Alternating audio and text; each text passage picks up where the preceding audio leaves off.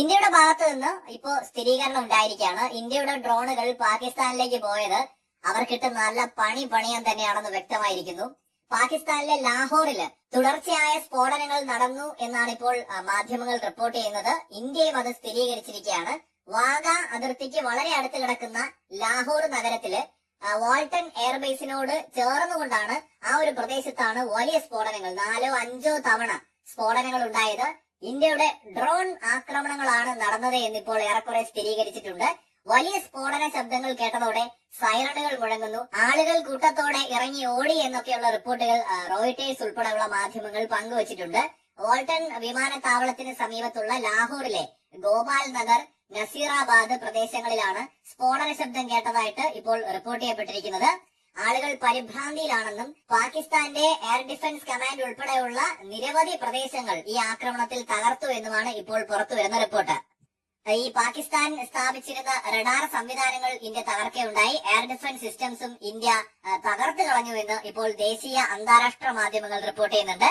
ഇന്നലെ രാത്രിയില് പാകിസ്ഥാൻ ഇന്ത്യയുടെ അമൃതസർ ഉൾപ്പെടെ നിരവധി സ്ഥലങ്ങൾ ലക്ഷ്യമിട്ടുകൊണ്ട് മിസൈലുകൾ അയച്ചിരുന്നു. ഇന്ത്യയുടെ മിലിറ്ററി ക്യാമ്പുകൾ ലക്ഷ്യമിട്ടുകൊണ്ട് മിസൈലുകൾ അയച്ചിരുന്നു. ഇന്ത്യൻ വ്യോമ പ്രതിരോധ സംവിധാനങ്ങൾ അതെല്ലാം തന്നെ ഫലപ്രദമായിട്ട് തകർത്തു. എന്നാൽ ഇന്ത്യ തിരിച്ചടിക്ക് തയ്യാറായി എന്നാണ് ഇപ്പോൾ വ്യക്തമാവുന്നത്. ഇന്ന് രാവിലെ ഇന്ത്യയുടെ ആംഡ് ഫോഴ്സസിന്റെ ശക്തമായ ആക്രമണമാണ് പാകിസ്ഥാന് നേരിടേണ്ടി വന്നത്. ലാഹോറിൽ വലിയ നാശനഷ്ടം അവർക്കുണ്ടായിരിക്കുകയാണ്. ലൈൻ ഓഫ് കൺട്രോളിൽ ഉൾപ്പെടെ പാകിസ്ഥാൻ നടത്തുന്ന ഹെവി ആയിട്ടുള്ള ആക്രമണങ്ങൾക്കുള്ള ശക്തമായ ഒരു തിരിച്ചടി കൂടിയാണ് പാകിസ്ഥാന്റെ മർമ്മസ്ഥാനത്ത് ഇന്ത്യ നൽകിയിരിക്കുന്നത്. പാകിസ്ഥാന്റെ റഡാർ സംവിധാനങ്ങളെ തകർക്കുകയും അവരുടെ എയർ ഡിഫൻസ് സിസ്റ്റത്തിനെ പൂർണ്ണമായ തോതിൽ പ്രവർത്തനരഹിതമാക്കുകയും ചെയ്തിരിക്കുകയാണ് ഇന്ത്യയുടെ ആക്രമണങ്ങൾ. അമേരിക്ക ഉൾപ്പെടെയുള്ള രാജ്യങ്ങളിലെ എംബസികൾ ഇപ്പോൾ അവരുടെ പൗരന്മാർക്ക് നിർദ്ദേശങ്ങൾ പുറപ്പെടുവിച്ചിട്ടുണ്ട്. കാരണം കൂടുതൽ കലുഷിതമായ ആക്രമണങ്ങൾ ഇനിയും ഉണ്ടാകാൻ സാധ്യതയുണ്ട്. കാരണം ഈ പാകിസ്ഥാൻ ഇന്ത്യയെ പ്രൊവോക്ക് ചെയ്യുകയാണെന്നുണ്ടെങ്കിൽ ഇന്ത്യ ശക്തമായി തിരിച്ചടിക്കുമെന്ന് തന്നെയാണ് വ്യക്തമാക്കുന്നത്. ഇന്ത്യൻ ഡ്രോണുകളുടെ കൂട്ടത്തോടെയുള്ള ഒരു ആക്രമണമാണ് പാകിസ്ഥാന് നേരിട്ടത്. മുൻപ് നമ്മൾ വീഡിയോയിൽ പറഞ്ഞതുപോലെ പാകിസ്ഥാൻ എയർ ഡിഫൻസ് സിസ്റ്റത്തിനെ തകർക്കുക എന്നുള്ള ഒരു ഉദ്ദേശം കൂടി ആക്രമണങ്ങൾക്കുണ്ട്. എന്ന് വെച്ചാൽ ഒന്നിലേറെ അല്ലെങ്കിൽ ഡസനോളം ഡ്രോണുകൾ ഒരേ സമയത്ത് പാകിസ്ഥാനിലേക്ക് ഇരച്ചു കയറുമ്പോൾ അതിനെ പ്രതിരോധിക്കുന്നതിൽ പാകിസ്ഥാന്റെ വ്യോമ പ്രതിരോധ സംവിധാനങ്ങൾ പരാജയപ്പെടും. അവരുടെ ആ ഒരു കപ്പാസിറ്റി കുറയും. മാത്രമല്ല ഇന്ത്യയുടെ ആക്രമണങ്ങളും ഇതിനിടയിൽ സ്ഫോടനങ്ങളും അവിടെ ഉണ്ടായിരിക്കുകയാണ്. സോ കാര്യങ്ങൾ കുറെ കൂടെ സീരിയസ് ആയിട്ട് പോവാണ്. നമ്മൾ കഴിഞ്ഞ ദിവസങ്ങളിൽ പറഞ്ഞു ഒന്നും അവസാനിച്ചിട്ടില്ല.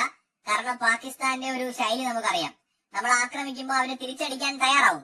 തിരിച്ചടിക്കാൻ ശ്രമിച്ചാൽ തിരിച്ച് വീണ്ടും ശക്തമായ അടി ഇന്ത്യയുടെ ഭാഗത്തു നിന്നുണ്ടാവുമെന്ന് ഇന്ത്യ ഓൾറെഡി അവർക്ക് നിർദ്ദേശം കൊടുത്തതാണ്. അപ്പൊ അവരിങ്ങോട്ട് ആക്രമിക്കാൻ ശ്രമിച്ചു കഴിഞ്ഞാൽ അതിന്റെ പല മടങ്ങ് ശക്തമായ പ്രഹരം അവർക്ക് അങ്ങോട്ട് കൊടുക്കും.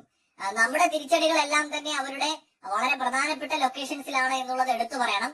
സോ ഇന്ത്യ വീണ്ടും ഇന്ന് പറഞ്ഞിട്ടുണ്ട്, നിങ്ങൾ നിർബന്ധിക്കരുത് ഒരു മുഴുവൻ യുദ്ധത്തിലേക്ക്, ഒരു ഫുൾ സ്കെയിൽ യുദ്ധത്തിലേക്ക് ഇന്ത്യയെ നിങ്ങൾ ഫോഴ്സ് ചെയ്യരുത്, അടങ്ങിക്കോ എന്ന് ഇന്ത്യ പറഞ്ഞിരിക്കുകയാണ്. പക്ഷെ പാകിസ്ഥാന്റെ ഈഗോ ഒരിക്കലും അവരെ അതിന് സമ്മതിക്കുന്നില്ല.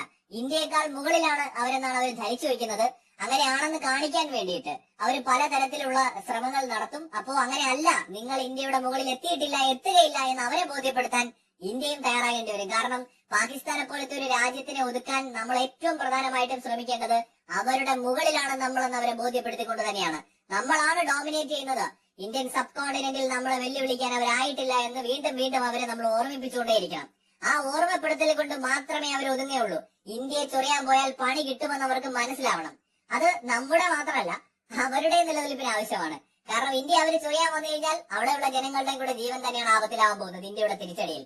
പിന്നെ പെൺകുട്ടികളാണ്, സ്ത്രീകളാണ്, ഗർഭിണിയാണ്, കുട്ടിയാണെന്ന് പറഞ്ഞിട്ട് കാര്യമൊന്നുമില്ല. നമ്മുടെ എവിടെയും കുട്ടികൾ മരണപ്പെട്ടിട്ടുണ്ട്, നമ്മുടെ എവിടെയും സ്ത്രീകൾ മരണപ്പെട്ടിട്ടുണ്ട്. അപ്പൊ തിരിച്ചടി കിട്ടുന്ന സമയത്ത് കരയുന്നത് കൊണ്ട് ഒരു കാര്യവുമില്ല. പിന്നെ അത്തരം സാഹചര്യങ്ങൾ ഒഴിവാക്കുക എന്നുള്ളതാണ് എല്ലാവരും ചെയ്യേണ്ടത്. പാകിസ്ഥാന് മാത്രമല്ല, നമ്മൾ പാകിസ്ഥാന് കൊടുക്കുന്ന അടി ഇത് ബംഗ്ലാദേശ്, മാലിദ്വീപ്, നേപ്പാള് പോലെയുള്ള രാജ്യങ്ങൾക്കുള്ള ഓർമ്മപ്പെടുത്തൽ കൂടിയാണ്. ഇന്ത്യയോട് ചൊറിയാൻ വന്നാൽ എന്ത് സംഭവിക്കും എന്നുള്ള ഓർമ്മപ്പെടുത്തൽ. അപ്പൊ അതുകൊണ്ട് ഇവിടെ ഒരു തരത്തിലുള്ള വിട്ടുവീഴ്ച ഇന്ത്യ കാണിക്കാൻ പോകുന്നില്ല. ഇത് ഇന്ത്യയുടെ ആധിപത്യം ഈ മേഖലയിൽ ഉറപ്പിച്ചു നിർത്താൻ കൂടി അനിവാര്യമാണ്. പാകിസ്ഥാന് ഇനിയും പണി കിട്ടാനുള്ള സാധ്യതകളാണ് ഇപ്പോൾ കാണുന്നത്. മറ്റൊരു വീഡിയോയുമായി വീണ്ടും വരാം.